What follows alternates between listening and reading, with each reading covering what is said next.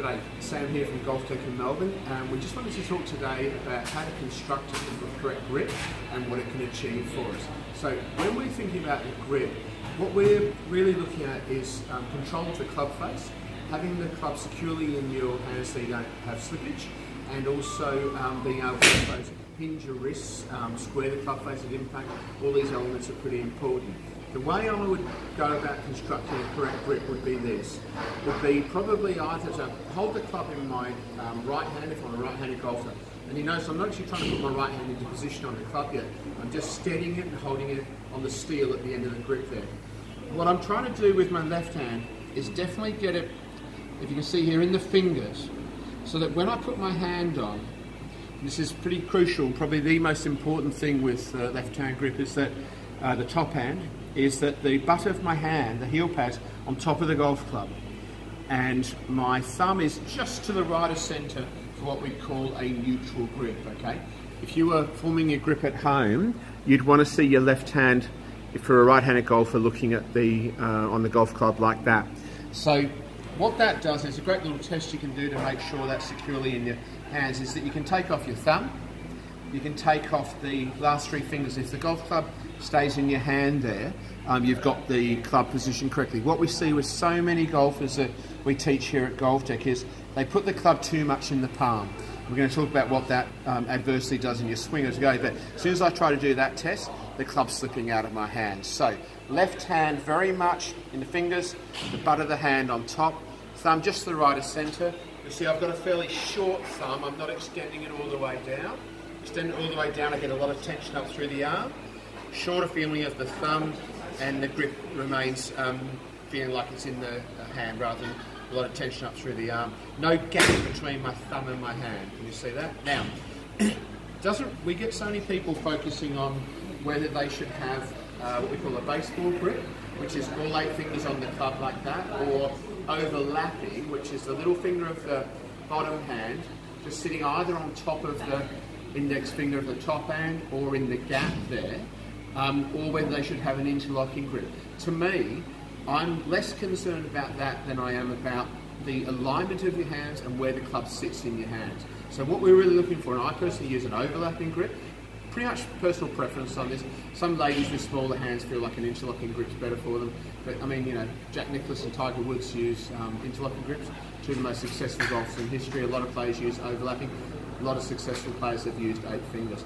I use overlapping, but what I'm looking for again is where the club sits in my hands. So it's predominantly in the fingers of my right hand, and the right hand closes up over the thumb of the left hand there. Again, my thumb of my right hand is just to the left hand side of the club. You remember my thumb of my left hand was just to the right hand side. Now I've got a balanced equation with the thumb on the other side. Again, no big gap between the thumb and the finger. There's no gaps in a good grip. And I've got a little bit of a trigger finger there. You can see how I've got that small gap with the index finger. That's pretty important. It allows me to cradle the club at the top of the swing. We're going to talk about the way the wrists and hands work in a moment. And it also allows me at impact to have that knuckle pushing back against the back of the shaft, and I'll get a bit more control, and I'll actually be able to add a little bit of power into it as well. So, correct formation of the grip. It looks like that from the teacher's point of view. From your point of view, if you were constructing your grip at home, you'd want to have it looking like that to your eye as you finish putting it together. And then from below, you'd want to have it like that for an overlapping grip, because it's wrapped around the knuckle, interlocking, all 8 fingers on the club. It's the alignment of your hands that are key in having it there. And you also notice that as I was taking my grip there, I had the leading edge of the club vertical, so that I'm not only getting my hands in the correct position on the handle, but it's also related to the leading edge of the club. It's fine. I see a lot of people, they take a great grip, there we go, I've got my hands perfect, club face isn't related to that. Then they put the club down, now the hands are out of whack.